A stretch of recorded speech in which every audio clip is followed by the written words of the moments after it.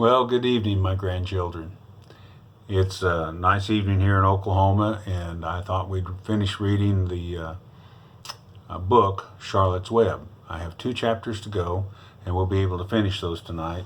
And then you can listen to them tomorrow, and know that Grandpa loves you, and we're enjoyed reading a story together. We're ready for chapter 21 in our book, Charlotte's Web. And so this chapter is entitled Last Day. Charlotte and Wilbur were alone. The families had gone to look for Fern. Templeton was sound asleep. Wilbur lay resting after the excitement and strain of the ceremony. His medal was still hanging from his neck, and by looking out the corner of his eye, he could see it. "Charlotte," said Wilbur after a while, "why are you so quiet?" "I like to be still," she said. "I've always been rather quiet." "Yes, that's true, but you seem especially quiet today. Do you feel all right?" "Oh, a little tired," said Charlotte. "But I feel peaceful. Your success in the ring this morning was, to some small degree, my success. Your future is assured. You will live. Secure. You'll be safe. Wilbur, nothing can harm you now. These autumn days will shorten and grow cold. The leaves will shake loose from their trees and fall to the ground. Christmas will come, and then the snows of winter will come. And you will live to enjoy the beauty of the frozen world, for you mean a great deal to Zuckerman."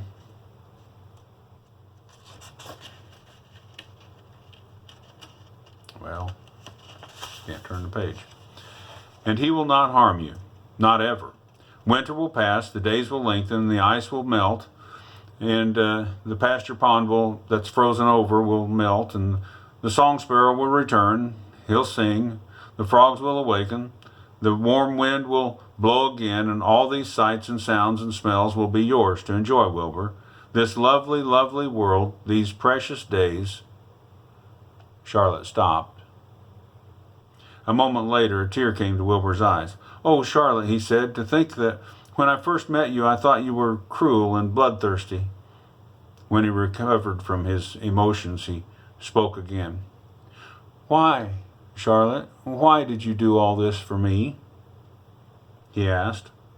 "I don't deserve it. I've never done anything for you." "You have been my friend," replied Charlotte. "That in itself is a tremendous thing. I wove my webs for you because I like you.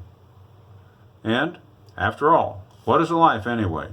We're born, we live for a little while, and then we work, and then we die. A spider's life can't help but being something of a mess with all this trapping and eating of flies. By helping you, perhaps, I was trying to lift up my own life a little bit. Heaven knows anyone's life can use a little bit of that." "Well," said Wilbur, "I'm no good at making speeches. I haven't got your gift for words, but, well, you have saved me, Charlotte, and I would gladly give my life for you. I really would." "I'm quite sure you would, and I thank you for your gracious sentiments." "Charlotte," said Wilbur, "we're all going home today. The fair is almost over. Won't it be wonderful to be back home at the barn cellar again with the sheep and the geese? Aren't you anxious to get home?" For a moment Charlotte didn't say anything, and then she spoke in a voice so low Wilbur could hardly hear the words. "I will not be going home. Not back to the barn, anyway," she said. Wilbur leapt to his feet. "Not going back?" he cried. "Charlotte, what are you talking about?" "I'm done for," said Charlotte. "In a day or two I'll be dead. I haven't even enough strength to climb down into the crate, and I doubt that I have even enough silk in my spinnerets to lower myself to the ground." Hearing this, Wilbur threw himself down in an agony of pain and sorrow. Great sobs racked his body. He heaved and grunted with desolation. "Charlotte," he moaned, "Charlotte, Charlotte, my one true friend." "Come now, let's not be making a scene," said the spider. "Be quiet." Wilbur stopped thrashing about. "But I can't stand it," said Wilbur. "I won't leave you here alone to die. If you're going to stay here, I shall stay here too." "Don't be ridiculous," said Charlotte. "You can't stay here. The Zuckermans and Louvie and John Arbel and the others, they'll be back any minute now, and they'll shove you into that crate and away you'll go. You don't have a choice. Besides, it wouldn't make any sense for you to stay here. There would be no one to feed you. The fairgrounds will soon be empty and deserted. Wilbur was in a panic, and he raced around and around the pen. Suddenly he had an idea, and he thought of the egg sack and the 514 little spiders that would hatch in the spring. If Charlotte herself was unable to go home to the barn, at least he must take her children along. Wilbur rushed to the front of his pen. He put his front feet up on the top board and looked around. In the distance, he saw that the Arabels and the Zuckermans were approaching. He knew he would have to act quickly. "Where's Templeton?" he demanded. "He's over there in the corner under the straw, asleep," said Charlotte. Wilbur rushed over and pushed his strong snout under the rat, tossed him right up into the air. "Templeton!" screamed Wilbur. "Pay attention!" The rat, surprised out of a sound sleep, looked first dazed and then disgusted. "What kind of monkey shine is this?" he growled. "Can't a rat even catch a wink of sleep without being rudely popped up into the air?" "Listen to me," said Wilbur. "Charlotte is very sick. She has only a short time to live. She cannot accompany us home because of her condition. Therefore, it is absolutely necessary that I take her egg sack with me. I can't reach it. I can't climb. You're the only one who can get it. There's not a second to be lost. The people are coming. The people are coming. And they'll be here in no time. Please, please, please, please, Templeton. Climb up and get that egg sack." The rat yawned and straightened his whiskers. Then he looked up at the egg sack. "So," he said in disgust, "it's old Templeton to the rescue again, is it? Templeton, do this. Templeton, do that. Templeton, please run down to the dump and get me a magazine clipping. Templeton, please lend me a piece of string so I can spin a web." "Oh, hurry," said Wilbur. "Hurry up, Templeton." But the rat was in no hurry. He began imitating Wilbur's voice. "So it's hurry up now, is it? Hurry up, Templeton," he said. "Ho, ho. And what thanks do I ever get for these services that I give? I would like to know. Never a kind word for old Templeton. Only abuse and wisecracks and side remarks, and never a kind word for a rat." "Templeton," said Wilbur in desperation, "if you don't stop talking and get busy, all will be lost and I will die of a broken heart. Please climb up there." Templeton lay back on the straw, and lazily he spread his forepaws behind his head and crossed his knees in an attitude of complete relaxation.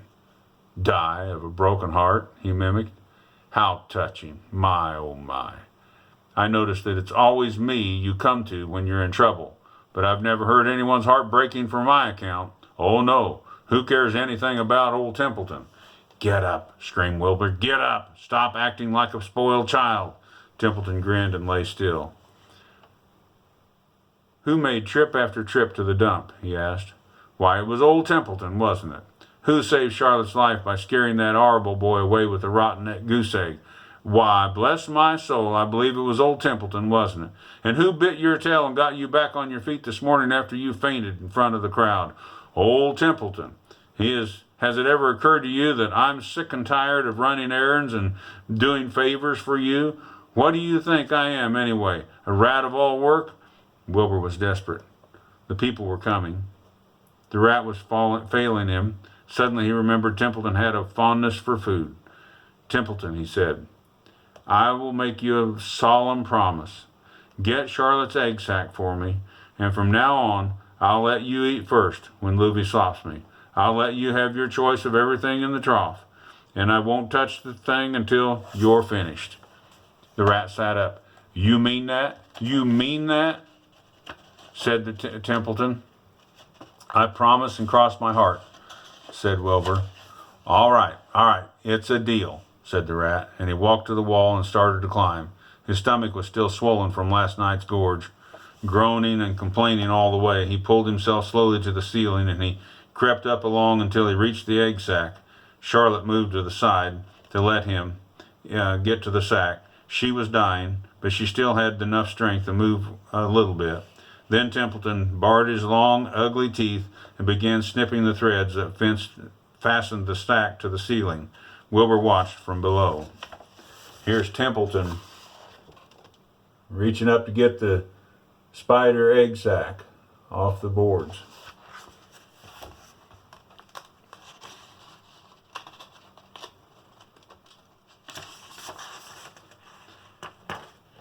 Use extreme care, he said. I don't want a single one of those eggs to be harmed.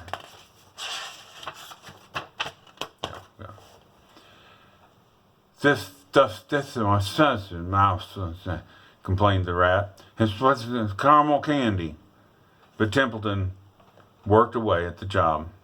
He managed to cut each little web, and the sack was adrift. He carried it to the ground, where he dropped it in front of Wilbur. Wilbur heaved a great sigh of relief. Thank you, Templeton, thank you, he said. I will never forget this as long as I did. Neither will I, he said, picking at his teeth. I feel as though I've eaten a spool of thread. Then home we go. Templeton crept into the crate and buried himself in the straw. He got out of sight just in time. Louvie and John Arable and Mr. Zuckerman came along at that moment, followed by Mrs. Arable and Mrs. Zuckerman, and Avery and Fern. Wilbur had already decided how he would carry the egg sack. There was only one way to do it, really. He carefully took the little bundle into his mouth. He held it there on top of his tongue, and he remembered what Charlotte had said to him. The egg sack was waterproof, and it was strong. It felt funny on his tongue and made him kind of drool a bit. But of course, he couldn't say anything. But as he was being shoved into the crate, he looked up at Charlotte and gave her a wink. She knew he was saying goodbye, in the only way that he could. She knew her children were going to be safe. Goodbye, she whispered. Then she summoned all her strength and waved one of her front legs at him. She never moved again. The next day, as the Ferris wheel was being taken apart and the race horses were being loaded into the vans, the entertainers were packing up all their belongings and all their equipment and all their clothes and costumes, and they were driving away in their trailers. Charlotte died. The fairgrounds were soon deserted. The sheds and buildings were soon empty, and they looked forlorn. The infield was littered with bottles and trash, and nobody of the hundreds of people that had visited the fair knew that there, the gray spider, had played the most important part of all. No one was with her when she died. Chapter 22, A Warm Wind. And so Wilbur came home to his beloved manure pile in the barn cellar. It was a strange homecoming. Around his neck he wore the Medal of Honor. In his mouth he was carrying the spider's egg sack. And there was no place like home. Wilbur thought, as he placed Charlotte's 514 unborn children carefully on the safe corner, the barn smelled good. His friends, the sheep and the geese, were glad to see him back. The geese gave him a noisy welcome. Congratulations, they cried. Nice work. Mr. Zuckerman took the medal from around Wilbur's neck and hung it on a nail over the pig pen. There the visitors could examine it when they came to see him. Wilbur himself could look at it whenever he wanted to. And in the days that followed, he was very happy. He grew to a great size. He no longer worried about being killed, for he knew that Mr. Zuckerman would keep him around as long as he lived. Wilbur often thought of Charlotte. A few strands of her old web still hung in the doorway. Every day Wilbur would stand and look at the torn, empty web. The lump would come to his throat. No one had ever had such a friend as Charlotte. So affectionate, so loyal, so skillful. The autumn days grew shorter and shorter, and Louvie brought the squashes and the pumpkins, and they came in from the garden and piled them all on the barn floor where they wouldn't get nipped on the frosty nights. The maples and birches turned bright colors, and the wind shook them, and they dropped their leaves one by one to the ground. And under the wild apple tree in the pasture, the little red apples lay thick on the ground, and the sheep gnawed on them, and the geese gnawed on them, and the foxes came in the night and sniffed them, and one evening just before Christmas, snow began to fall. It covered the house, the barn, the fields, the woods. Wilbur had never seen snow before. When morning came, he went out and plowed the drifts in his yard for the fun of it. Fern and Avery arrived dragging a sled, and they coasted down the lane and out onto the frozen pond in the pasture. "Coasting is the most fun there is," said Avery. "The most fun there is," retorted Fern, "is when the Ferris wheel stops and Henry and I are in the top car and Henry makes the car swing back and forth and we can see everything for miles and miles and miles around. That's the most fun." "Goodness, are you still thinking about that old Ferris wheel?" said Avery in disgust. "The fair was weeks and weeks ago." "I think about it all the time," said Fern, picking the snow from her ear. After Christmas, the thermometer dropped to 10 below zero.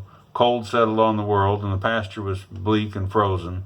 The cows stayed in the barn all the time now, except for on Sunday mornings when they were put out so that they could stand in the barnyard in the lee of the straw pile. The sheep stayed near the barn too. They stayed there for protection. And when they were thirsty, they ate the snow for water. And then the geese hung around the barnyard, and the way boys hang around a drugstore. Mr. Zuckerman fed them corn and turnips and just stuff to keep them cheerful. "Many, many, many, many thanks," they always said when they saw food a-comin'. Templeton moved indoors when the winter came. His ratty home under the pig trough was too chilly, so he fixed himself a cozy nest in the barn behind the grain bins, and he lined it with the bits of dirty newspapers and rags and stuff. When he found a trinket or a keepsake, he carried it from the home and stored it there. He continued to visit Wilbur 3 times a day, exactly at mealtime, and Wilbur kept his promise that he had made. Wilbur let the rat eat first, and then when Templeton couldn't hold another mouthful, Wilbur would eat. As a result of overeating, Templeton grew bigger and bigger and fatter. The fattest rat you ever saw. He was gigantic. He was as big as a young woodchuck. The old sheep spoke to him about his size one day. "You would live longer," said the old sheep, "if you ate less." "Who wants to live forever?" sneered the rat. "I am naturally a heavy eater, and I get untold satisfaction from the pleasure of the feast." He patted his stomach, grinned at the sheep, and crept upstairs to lie down. All winter, Wilbur watched over Charlotte's egg sack as though he were guarding his own children. He had scooped out a special place in the manure for his sack, and next to the board fence. On the very cold nights, he lay so that his breath would warm it. For Wilbur, nothing in life was so important as this small round object. Nothing else mattered. Patiently he waited. He waited the end of winter, the coming of the little spiders, and the life that was always rich and steady when you waiting for something to happen or to hatch. The winter ended at last. "I heard the frogs today," said the old sheep one evening. "Listen, you can hear them now." Wilbur stood still and cocked his ears. From the pond to the shrill chorus came the voices of hundreds of little frogs. "Springtime," said the old sheep thoughtfully. "Another spring." As she walked away, Wilbur saw a new lamb following her. It was only a few hours old. The snows melted away and the water ran down the pasture. The streams and the ditches and the bubbled and the chattering and the rushing of the water, and the sparrow with her squeaky breast arrived and sang, and the lights strengthened. The mornings came sooner. Almost every morning there was another new lamb in the sheepfold. The goose was sitting on her 9 eggs. The sky seemed wider and warmer as the wind blew, and the last remaining strands of Charlotte's old web floated away and vanished. One fine sunny morning after breakfast, Wilbur stood watching his precious sack. He wasn't thinking of anything much. As he stood there, he noticed something move. He stepped closer and stared. A tiny little spider crawled from the sack. It was no bigger than a grain of sand, no bigger than the head of a pin. Its body was gray and had a black stripe underneath, and its legs were gray and tan. They looked just like Charlotte. Wilbur trembled all over when he saw it. The little spider waved at him. Then Wilbur looked more closely. 2 more little spiders crawled out and waved. And they climbed around and around and around on the sack, exploring their new world. and then 3 more little spiders, and then 8, and then 10, and Charlotte's children were here at last. Wilbur's heart pounded. He began to squeal. Then he raced in circles, kicking manure into the air. Then he turned a backflip. And then he planted his front feet and came to a stop right in front of Charlotte's children. "Hello there," he said. The first spider said hello, but its voice was so small, Wilbur couldn't really hear it. "I'm an old friend of your mother's," said Wilbur. "I'm glad to see you. Are you all right? Is everything all right?" The little spiders waved their forelegs at him. Wilbur could see by the way that they acted that they were glad to see him. "Is there anything I can get for you? Is there anything you need?" The young spiders just waved. For several days and several nights they crawled here and there and up and down and all around and about and waving at Wilbur and trailing tiny little drag lines behind them and exploring their home. There were dozens and dozens and dozens of them, and Wilbur couldn't count them. But he knew he had a great many new friends. They grew quite rapidly. Soon each one was as big as a BB shot and made tiny webs next to the sack. Then came a quiet morning when Mr. Zuckerman opened the door on the north side. The warm draft of rising air blew softly through the barn cellar, and the air smelled of the damp earth and the spruce woods, the sweet springtime. The baby spiders felt the warm updraft. One spider climbed up to the top of the fence, and there it did something that came just as a great surprise to Wilbur. The spider stood up on its head, pointed its spinners in the air, and let loose a cloud of fine silk, and the silk formed a balloon, and Wilbur watched as the spider let go of the fence and rose up into the air. "Goodbye," it said as it sailed through the doorway. "Goodbye." "Wait a minute, wait a minute, wait a minute," screamed Wilbur. "Where do you think you're going?" But the spider was already out of sight. Then another baby spider crawled up to the top of the fence and stood on its head and made a balloon and sailed away, and then another, and then another, and then another, and then soon the air was filled with tiny balloons, and each tiny balloon was carrying a spider, and Wilbur was frantic. Charlotte's babies were disappearing at a great rate. Come back, children," he cried. "Come back. Goodbye," they called. "Goodbye, goodbye, goodbye."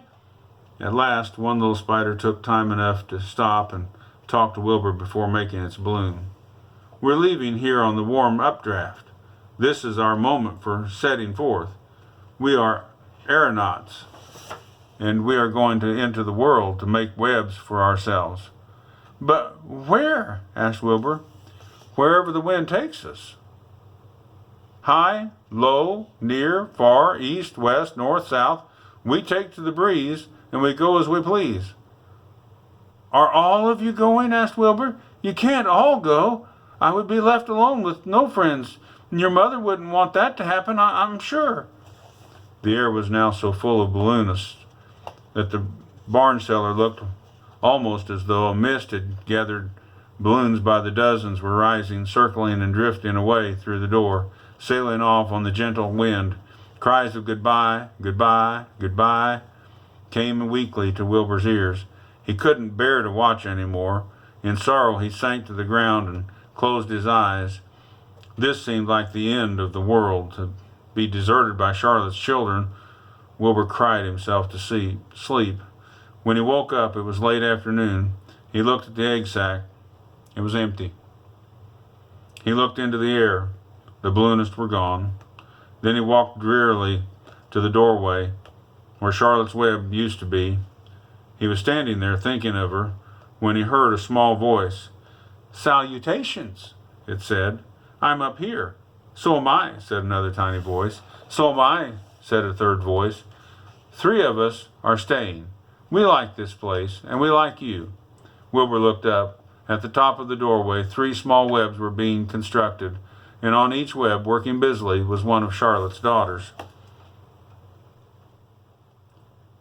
"Can I take this to mean," asked Wilbur, "that you have definitely decided to live here in the barn cellar, and that I am going to have 3 friends?"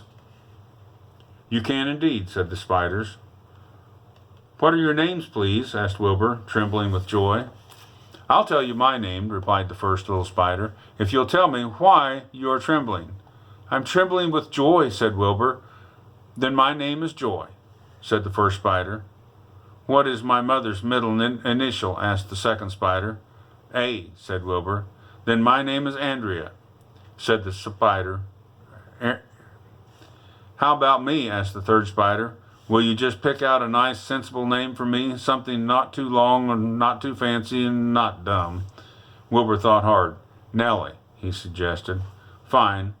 I like that very much, said the third spider. You may call me Nellie. She daintily fastened her orb line to the next spoke of the spider of the web. Wilbur's heart brimmed with happiness. He felt that he should make a short speech on this very important occasion. Joy, Ariana, and Nellie, he began, welcome to the barn cellar. You have chosen a hollowed doorway from which to string your webs. I think it is only fair to tell you that I was devoted to your mother, and I owe my very life to her. She was brilliant, beautiful, loyal to the end, and I shall always treasure her memory. To you, her daughters, I pledge my friendship forever and ever. I pledge mine. I pledge mine, said Joy. I do too, said Ariana. Me too, said Nellie. And said Nellie, who had just managed to catch a small gnat. It was a happy day for Wilbur, and many more happy, tranquil days were going to follow. As time went on, the months, the years came, and they went, and he was never without friends. Fern did not come regularly to the barn anymore. She was growing up. She was careful to avoid childish things, like sitting on a milk stool near a pig pen, but Charlotte's children and grandchildren and great-grandchildren, year after year after year, lived in the doorway. Each spring there were new little spiders hatching out to take place of the old, and most of them sailed away on their balloons, but always 2 or 3 stayed and set up housekeeping in the doorways. Mr. Zuckerman took fine care of Wilbur all the rest of the days of his life, and the pig was often visited by friends and admirers, for nobody ever forgot the year of his triumphant and the miracle of the web. Life in the barn was very good, night and day, winter and summer, spring and fall, dull days, bright days. It was the best place to be, thought Wilbur. His warm, delicious cellar, with its garnerless geese, the changing seasons, the heat of the sun, the passage of the swallows, the nearness of the rats, the sameness of the sheep, and the love of the spiders, the smell of the manure, and the glory of everything.